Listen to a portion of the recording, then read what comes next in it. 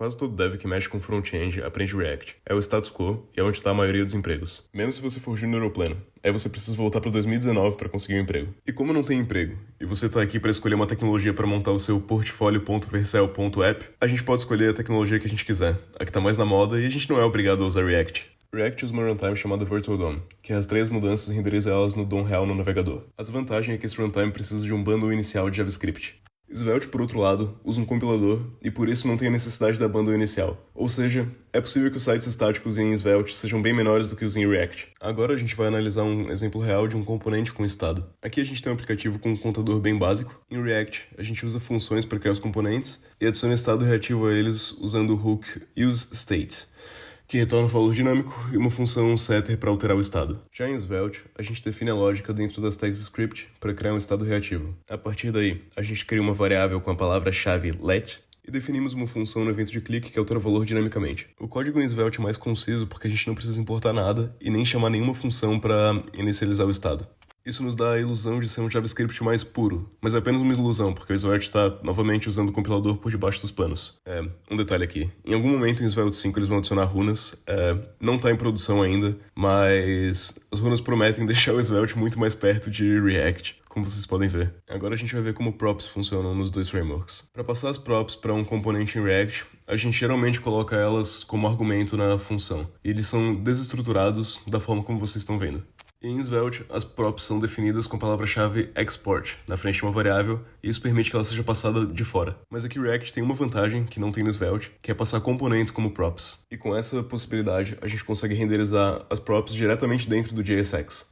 Além disso, se a gente quiser inserir UI dentro de um componente, a gente pode usar o valor built-in props.children. No Svelte, a gente tem um sistema totalmente diferente chamado slots. O slot padrão é o equivalente ao props.children do React. Mas a gente também pode criar slots nomeados, e isso permite que a gente insira UI em pontos específicos na marcação do componente. Vamos ver como que a gente executa código quando um componente é inicializado. Em React, a gente tem o useEffect, que recebe uma função callback e um array vazio. Esse array vazio significa que a função não tem independências, então o código só é executado uma vez. No Svelte, a gente tem um padrão parecido com a função onMount. É um pouquinho mais legível e, mais importante, ela permite que a gente use funções assíncronas, o que não é possível no React. Na real, tô brincando, é possível sim, só que a gente precisa fazer essa gambiarrinha extra aqui de colocar uma função assíncrona separada do retorno principal. Mas agora vamos para uma divergência muito maior entre esses dois frameworks, que são os valores computados ou calculados. No React, a gente pode criar um efeito colateral com o hook useEffect e atualizar o título do documento toda vez que a contagem muda. Só que para isso a gente precisa colocar a contagem no array de dependências para informar o hook a observar a alteração nessa variável.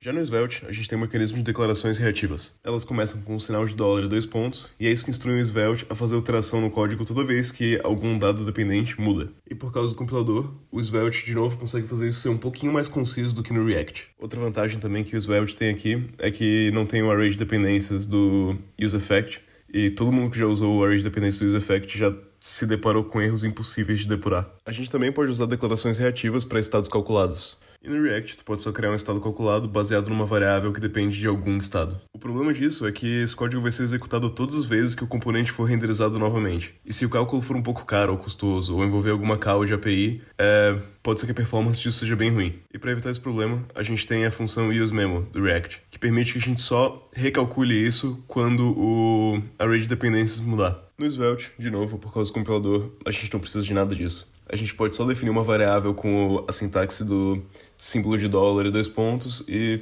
tá pronto. Agora a gente vai falar um pouco de template em lógica condicional, e eu acho que essa é uma das maiores diferenças entre os dois frameworks.